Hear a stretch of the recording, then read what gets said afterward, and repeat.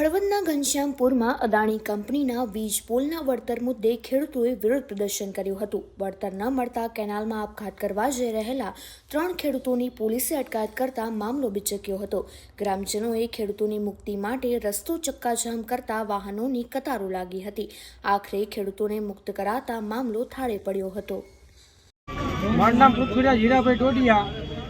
બનાવમાં એવું હતું કે હું હાજર નહોતો ને અમારા કુટુંબના પણ કોઈ સર્વે નંબર ઘરના કોઈ પણ હાજર નહોતા. અને બપોરે અમારામાં ફોન આવ્યો હતો કે વાડીએ થાંભલો નાખવા અમે આવ્યા છીએ. અમે એમને કીધું કે તમે પહેલાં અમારી યાર ચર્ચા કરી લો પછી તમે બીજું જે કામ કરવું એ કરજો. અમે કોઈ હાજર નથી, અમારી ગેરહાજરીમાં કામ ન કરતા. એમ છતાં એ પોલીસની પૂરેપૂરી પ્રોટેક્શન સાથે અમે કે દાદાગીરી કે ગુંડાગીરી કરી નથી તો પોલીસ શું લેવા લાવી જોઈએ એમને. અહીંયા જતા મને એમ કહેવામાં આવ્યું તમારી જમીન હોય તો ભલે, બીજાની જમીન હોય તો ભલે, ગમે એની જમીન હોય તમારી એ છે તમારી રીતે વળતર દઈ દઈશું કે જે દેવાનું હોય છે. અને એમ કહી કે આજે કામ કર્યું હોય કાલે કરવાનું હોય, તમારે થતું હોય કરી લેજો. આ રીતની ચોખ્ખી પોલીસની પ્રોટેક્શનમાં દાદાગીરીથી ધમકી દઈને કામ એમણે કરેલું છે. અમે એમને કીધું કે અમારી જમીન હોય તો અમને અમારા ભાવ પ્રમાણે વળતર મળવું જોઈએ. તમે કોઈ એમ કે અમે કઈ વળતર તમારે લઈ લેવાનું. અમારી જમીનની વેલ્યુએશન એ કરવાવાળા કોણ? કલેક્ટર સાહેબ રહ્યા, એ એમની મહેનત મજૂરીથી કલેક્ટર સાહેબ થયા આઈપીએસ. તો અમારા બાપ દાદાની જમીન રહી, અમારા બાપ દાદાને પરસેવાથી થઈ, કલેક્ટર સાહેબના પરસેવાથી નથી થઈ. અને એમ કહી દે કલેક્ટર સાહેબ અમે હુકમ કરી નાખો, કલેક્ટર સાહેબે કીધું હે તો કલેક્ટર સાહેબ રહ્યા એમનો પરસેવા પાડીને તમ તાર જમીન કરી નાખે 100 વીઘા અને પછી અહીંયા ગમે એને હુકમથી કે કામ કરવા દે. કલેક્ટર સાહેબ એમના પરસેવાથી બધું કામ સંભાળે એ બધું સાચું, પણ ખેડૂત એ જમીન એને ઊભી કરી એને ખબર હે. અને અત્યારે જે વળતર આપે તો એ અત્યારને એમ કહે કે અમે અત્યારના જે ભાવ એ પ્રમાણે જોઈને વળતર આપી. તો એ કઈ 1 વર્ષનો મામલો એ કઈ 30-35 વર્ષ આજીવનની લાઈન રહેવાની છે. તો અમારી જમીનની વેલ્યુએશન તો આજીવન ખરાબ થઈ ગઈ ને. અમે એમ કહે કે અત્યારે અમારે વળતર નથી જોતું. 50 વર્ષ પછી અમારે આજુબાજુની એરિયામાંથી જમીનનો ભાવ હોય 5 કરોડ રૂપિયા હોય ભાવ વીઘાનો, તો 5 કરોડ લેખે વળતરી આપશે ત્યારે એ વખતે. તો એ અમારો ટોપિક એ છે કે અમે એમ કહે કે અમે અત્યારના ભાવ પ્રમાણે વળતર દઈ દઈએ, પણ અત્યારના ભાવ પ્રમાણે વળતર દે જમીનની વેલ્યુએશન ડાઉન કરે એનું. આ એ થાંભલો રહ્યો 50 વર્ષ અહીંયા રહેવાનો, 30 વર્ષ રહેવાનો.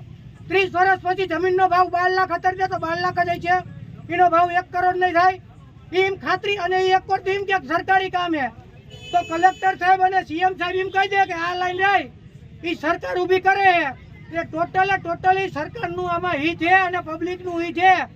અદાણીનું 1 પણ રૂપિયો આમાં કમાવાની નથી, અદાણીની લાઈન નથી.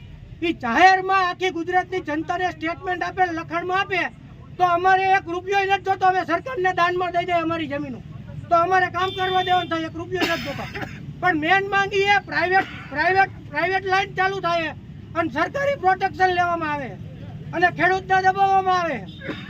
એટલે મેન અમારો ટોપિક એ 30 વર્ષ પછી 30 વર્ષ લાઈન રહેવાની છે. તો 30 વર્ષ પછી અમારા જમીનની વેલ્યુએશન એ નક્કી કરશે કે જનતાને જમીનની વેલ્યુએશન અમારી ડાઉન થાય કે ન થાય. પહેલાં એ પ્રશ્ન હોય કાંઈ એવી છૂટી દઈ દે કે થાંભલો આવે અહીંયા અમે એનેની છૂટી આપી દઈશું, કોઈ પણ જગ્યાએ એને કરી શકો. તમે થાંભલા નીચે તમે બિલ્ડિંગ બાંધી શકો તો અમારે 1 રૂપિયો નથી જોતો.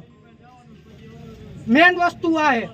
આજે તમારી સાથે શું વર્તન કરવામાં આવ્યું? અમારી સાથે વર્તન કરવામાં આવ્યું એ અમને ખોટા કહે એટલે અમારે કહેવું પડ્યું અમે ખોટા હોય તો અમે તમતાર કિનારમાં જીવ દઈ દઈ.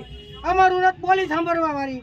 એમ કે મામલતદાર સાહેબ પાસે જો, મામલતદાર સાહેબ અમારે સાંભળવા વાળા નથી. બરાબર અમારે અદાણી વાળા કે એ રીતે હાલવાનું, તો આ અદાણી વાળા કે એ રીતે હાલવું એના કરતાં તો ભગવાન પાસે ન વયા જવું વાળું.